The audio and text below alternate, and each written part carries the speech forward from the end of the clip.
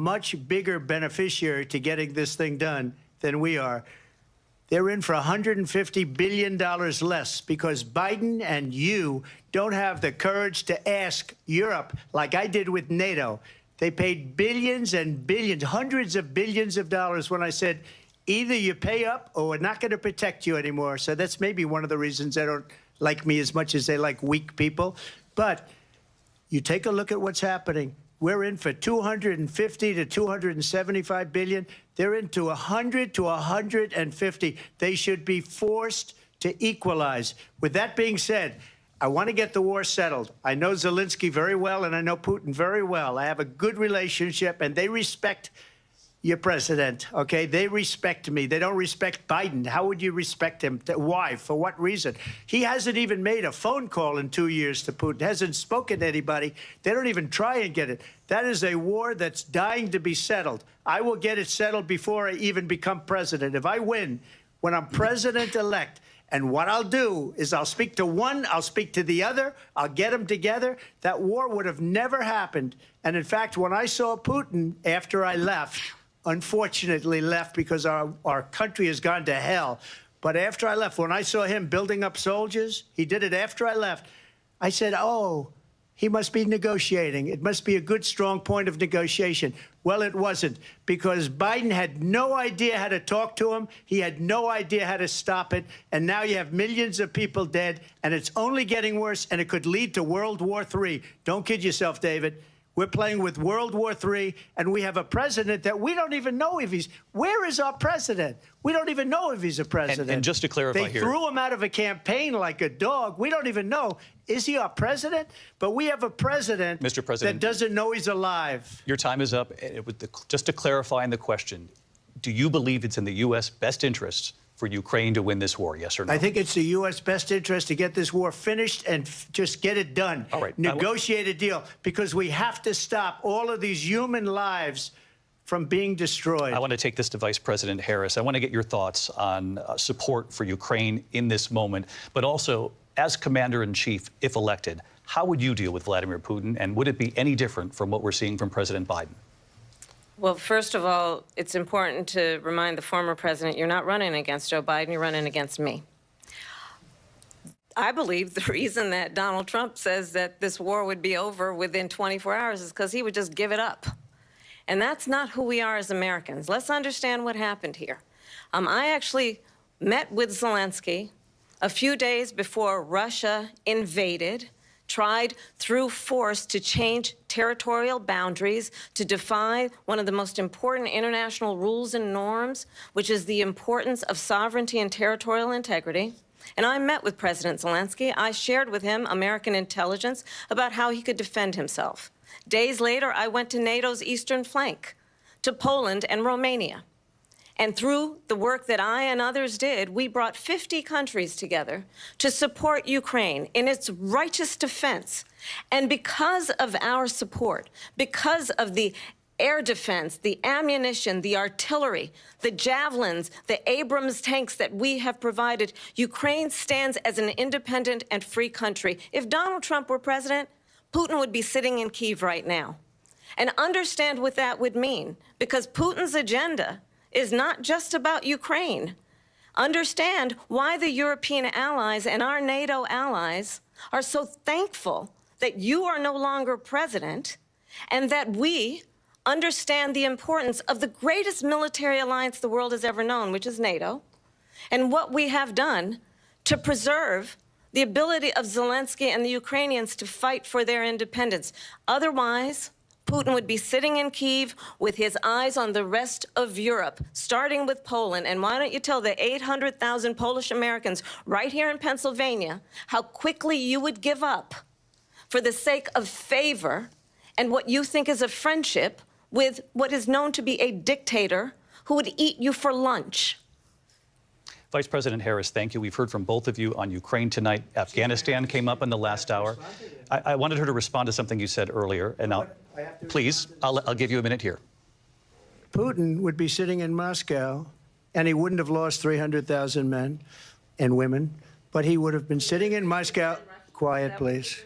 He would have been sitting in Moscow much happier than he is right now, But eventually, you know, he's got a thing that other people don't have. He's got nuclear weapons. They don't ever talk about that. He's got nuclear weapons. Nobody ever thinks about that. And eventually, maybe he'll use them, and maybe he hasn't been that threatening. But he does have that, something we don't even like to talk about. Nobody likes to talk about it. But just so you understand, they sent her to negotiate peace before this war started.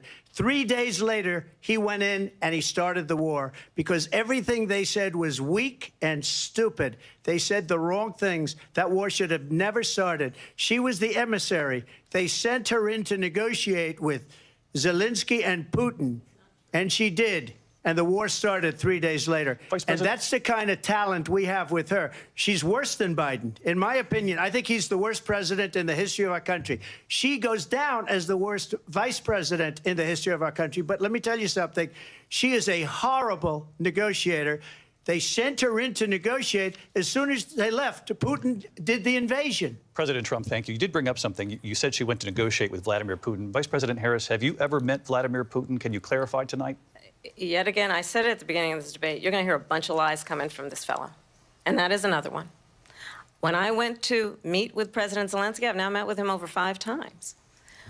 The reality is it has been about standing as America always should, as a leader upholding international rules and norms, as a leader who shows strength, understanding that the alliances we have around the world are dependent on our ability to look out for our friends and not favor our enemies because you adore strongmen instead of caring about democracy. And that is very much what is at stake here. The President of the United States is commander-in-chief. And the American people have a right to rely on a president who understands the significance of America's role and responsibility in terms of ensuring that there is stability and ensuring we stand up for our principles and not sell them for the benefit of personal flattery. We've talked about Ukraine and Vladimir Putin. I do want to talk about Afghanistan. It came up in the first hour of this debate.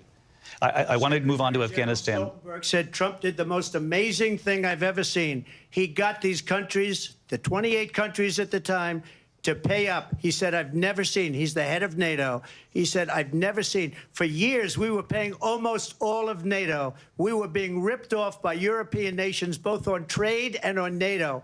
I got them to pay up by saying one of the statements you made before, if you don't pay, we're not going to protect you. President Otherwise, Trump. we would have never gotten it. He said it was one of the most incredible jobs that he's ever seen done. Thank you. I want to turn to Afghanistan. It came up in the first hour of the debate, and we witnessed a poignant moment today on Capitol Hill, honoring the soldiers who died in the chaotic withdrawal from Afghanistan. I do want to ask the Vice President, do you believe you bear any responsibility in the way that withdrawal played out? Well, I will tell you, I agreed with President Biden's decision to pull out of Afghanistan. 4 presidents said they would, and Joe Biden did. And as a result, America's taxpayers are not paying the $300 million a day we were paying for that endless war. And as of today, there is not one member of the United States military who is in active duty in a combat zone in any war zone around the world, the first time this century. But let's understand how we got to where we are. Donald Trump, when he was president, negotiated one of the weakest deals you can imagine. He calls himself a deal maker. Even his national security advisor said it was a weak, terrible deal. And here's how it went down. He bypassed the Afghan government. He negotiated directly with a terrorist organization called the Taliban. The negotiation involved the Taliban getting 5,000 Taliban terrorists released. And get this, and the president at the time invited the Taliban to Camp David, a place of storied significance for us as Americans, a place where we honor the importance of American diplomacy, where we invite and receive respected world leaders. And this former president, as president, invited them to Camp David because he does not, again, appreciate the role and responsibility of the President of the United States to be commander-in-chief with a level of respect. And this gets back to the point of how he has consistently disparaged and demeaned members of our military, fallen soldiers, and the work that we must do to uphold the strength and the respect of the United States of America around the world. Vice President Harris, thank you. President Trump, your response to her saying that you began the negotiations with the Taliban. So if you take a look at that period of time, the Taliban was killing our soldiers, a lot of them, with snipers. And I got involved with the Taliban because the Taliban was doing the killing. That's the fighting force within Afghanistan. They don't bother doing that because, you know, they deal with the wrong people all the time. But I got involved. And Abdul is the head of the Taliban. He is still the head of the Taliban. And I told Abdul, don't do it anymore. You do it anymore, you're going to have problems. And he said, why do you send me a picture of my house? I said, you're going to have to figure that out, Abdul. And for 18 months, we had nobody killed. We did have an agreement negotiated by Mike Pompeo. It was a very good agreement. The reason it was good, it was we were getting out. We would have been out faster than them, but we wouldn't have lost the soldiers. We wouldn't have left many Americans behind, and we wouldn't have left $85 billion worth of brand new, beautiful military equipment behind. And just to finish, they blew it. The agreement said you have to do this, and they didn't do it. They didn't do it. The agreement was terminated by us because they didn't do what they were supposed to do. I want to move on. And these people did the worst withdrawal, and in my opinion, the most embarrassing moment in the history of our country. And by the way, that's why Russia attacked Ukraine, because they saw how incompetent she and her boss are. President Trump, thank you. I want to move on now to race and politics in this country. Mr. President, you recently said of Vice President Harris, quote, I didn't know she was black until a number of years ago when she happened to turn black, and now she wants to be known as black. I want to ask a bigger picture question here tonight. Why do you believe it's appropriate to weigh in on the racial identity of your opponent? I don't, and I don't care. I don't care what she is. I don't care. You make a big deal out of something. I couldn't care less. Whatever she wants to be is okay with me. But those were your words, so I'm asking... I don't know. I mean, all I can say is I read where she was not black, that she put out, and I'll say that. And then I read that she was black, and that's okay. Either one was okay with me. That's up to her. That's up to her. Vice President Harris, your thoughts on this? I think it's, I mean, honestly, I think it's a tragedy that we have someone who wants to be president who has consistently, over the course of his career, attempted to use race to divide the American people. You know, I do believe that the vast majority of us know that we have so much more in common than what separates us, and we don't want this kind of approach that is just constantly trying to divide us, and especially by race. And let's remember how Donald Trump started. He was land, he owned buildings, and he was investigated because he refused to rent property to black families. Let's remember, this is the same individual who took out a full-page ad in the New York Times calling for the execution of 5 young black and Latino boys who were innocent, the Central Park 5. Took out a full-page ad calling for their execution. This is the same individual who spread birther lies about the first black president of the United States. And I think the American people want better than that, want better than this, want someone who understands, as I do, I travel our country. We see in each other a friend. We see in each other a neighbor. We don't want a leader who is constantly trying to have Americans point their fingers at each other. I meet with people all the time who tell me, can we please just have discourse about how we're going to invest in the aspirations and the ambitions and the dreams of the American people? Knowing that regardless of people's color or the language their grandmother speaks, we all have the same dreams and aspirations and want a president who invests in those, not in hate and division. Vice President Harris, thank you. Lindsay? President Trump, this is now your third time.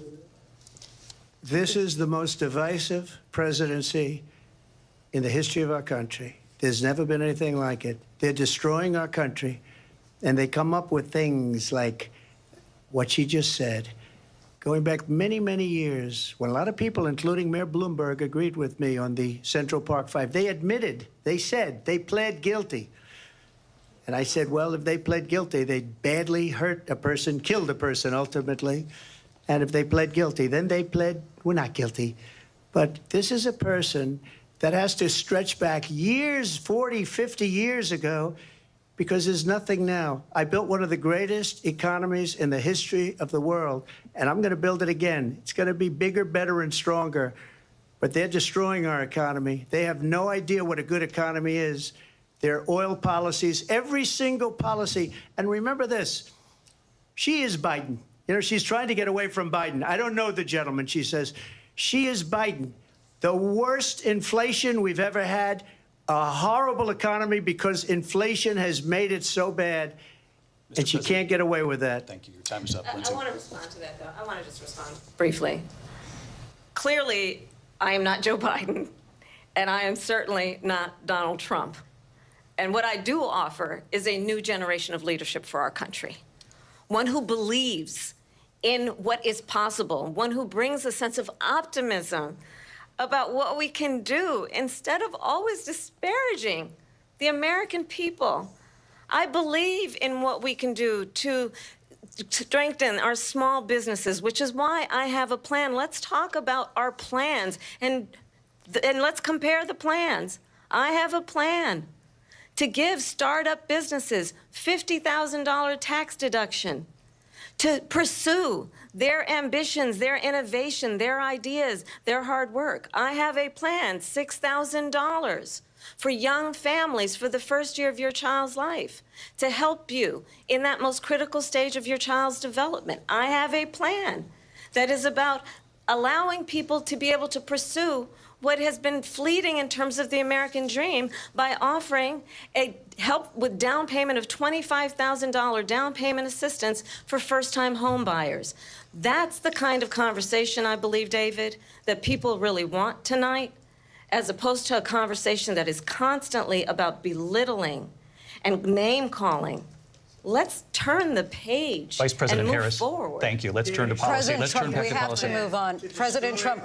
Let's turn to policy, She please. has a plan to defund the police. She has a plan to confiscate everybody's gun. President Trump, she we has do a have to plan move to on to not other allow issues. fracking in Pennsylvania or anywhere else. Okay. Thank you, That's Mr. what her President. plan is until just recently. I just need Lindsay, to go ahead. respond No, because Trump, the President former Trump. president has said No, I'm something sorry. twice that I need to respond to. I'm sorry. We're I just need going to move respond on, Vice one President time Harris. to what he has President said Trump, this is multiple now times. your Yes. third time running for president. You have long vowed to repeal and replace the Affordable Care Act, also known as Obamacare. You have failed to accomplish that. You now say you're going to keep Obamacare, quote, unless we can do something much better. Correct. Last month, you said, quote, we're working on it. So tonight, 9 years after you first started running, do you have a plan, and can you tell us what it is? Obamacare was lousy health care, always was. It's not very good today. And what I said, that if we come up with something, and we are working on things, we're going to do it and we're going to replace it. But remember this, I inherited Obamacare because Democrats wouldn't change it. They wouldn't vote for it. They were unanimous. They wouldn't vote to change it. If they would have done that, we would have had a much better plan than Obamacare. But the Democrats came up. They wouldn't vote for it. I had a choice to make when I was president. Do I save it and make it as good as it can be, never going to be great, or do I let it rot? And I felt I had an obligation, even though politically it would have been good to just let it rot and let it go away. I decided, and I told my people, the top people, and they're very good people. I have a lot of good people in that administration. We read about the bad ones. We had some real bad ones, too, and so do they. They have really bad ones. The difference is they don't get rid of them. But let me just explain. I had a choice to make. Do I save it and make it as good as it can be, or do I let it rot? And I saved it. I did the right thing. But it's still never going to be great, and it's too expensive for people. And what we will do is we're looking at different plans. If we can come up with a plan that's going to cost our people, our population, less money and be better health care than Obamacare, then I would absolutely do it. But until then, I'd run it as good as it can be run. So just a yes or no, you still do not have a plan? I have concepts of a plan. I'm not president right now. But if we come up with something, I would only change it if we come up with something that's better and less expensive. And there are concepts and options we have to do that. And you'll be hearing about it in the not-too-distant future. Vice President Harris, in 2017, you supported Bernie Sanders' proposal to do away with private insurance and create a government-run health care system. 2 years later, you proposed a plan that included a private insurance option. What is your plan today?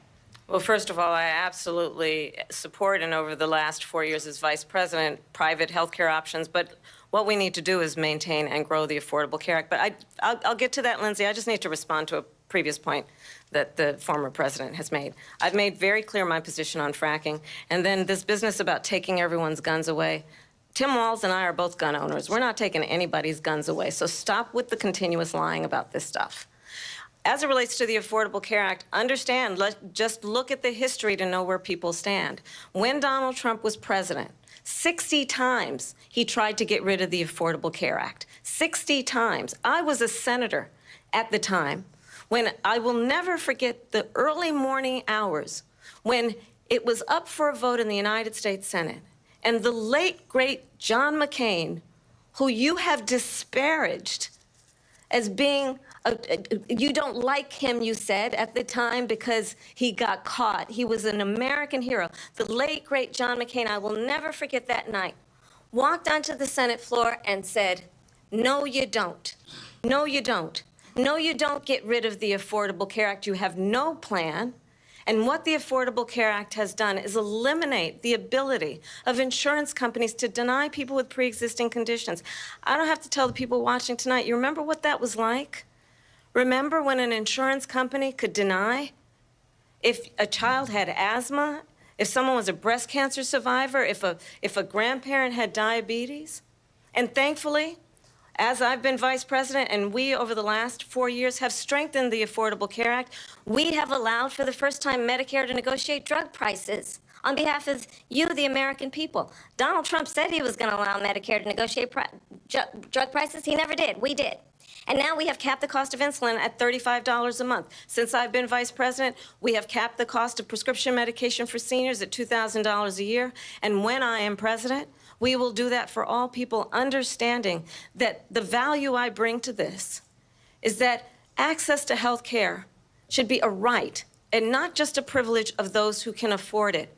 And the plan has to be to strengthen the Affordable Care Act, not get rid of it. Vice President Harris, thank you. In terms of where Donald Trump stands on that. I want to move to an issue that's important for a lot of... She made a mistake.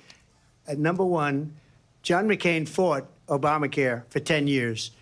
But it wasn't only him. It were all of the Democrats that kept it going. And you know what?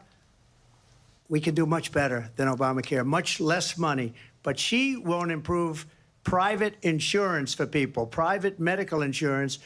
That's another thing she doesn't want to get. People are paying privately for insurance that have worked hard and made money, and they want to have private. She wants everybody to be on government insurance where you wait 6 months for an operation that you need immediately. President Trump, thank you. We have another issue that we'd like to get to that's important for a number of Americans, in particular younger voters, and that's climate change. President Trump, with regard to the environment, you say that we have to have clean air and clean water. Vice President Harris, you call climate change an existential threat.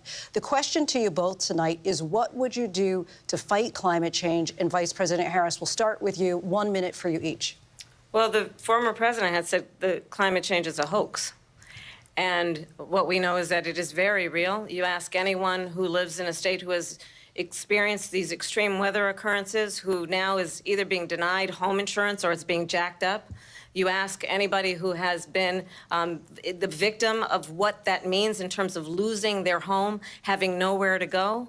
We know that we can actually deal with this issue. The young people of America care deeply about this issue.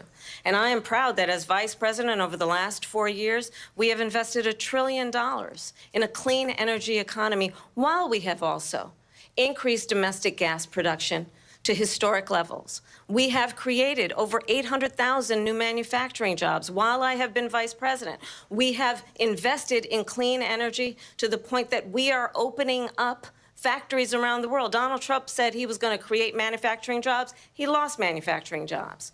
And I'm also proud to have the endorsement of the United Auto Workers and Sean Fain, who also know that part of building a clean energy economy includes investing in American-made products, American automobiles. It includes growing what we can do around American manufacturing and opening up auto plants, not closing them like happened under Donald Trump. Vice President Harris, thank you. That didn't happen under Donald Trump. Let me just tell you, they lost 10,000 manufacturing jobs this last month.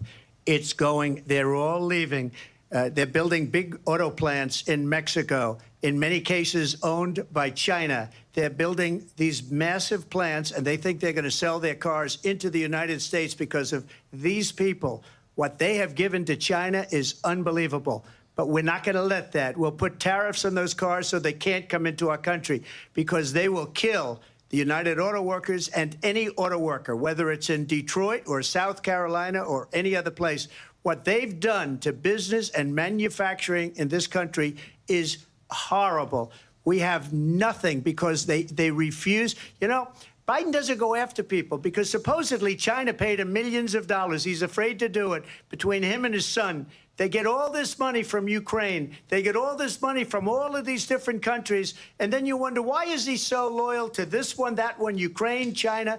Why is he? Why did he get $3.5 million from the mayor of Moscow's wife?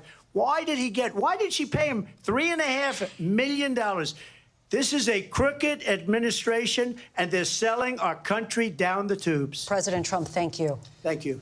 We'll be right back with closing statements from both of our candidates. An historic night, this ABC News presidential debate from Philadelphia. Back in a moment.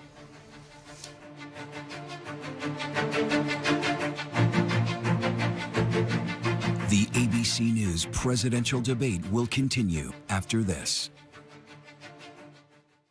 Restaurant bread, stale policies, no cheddar. Cheddar Bay 2024 is here to clean up the crumbs. Come in now for a chance to win 4 years of free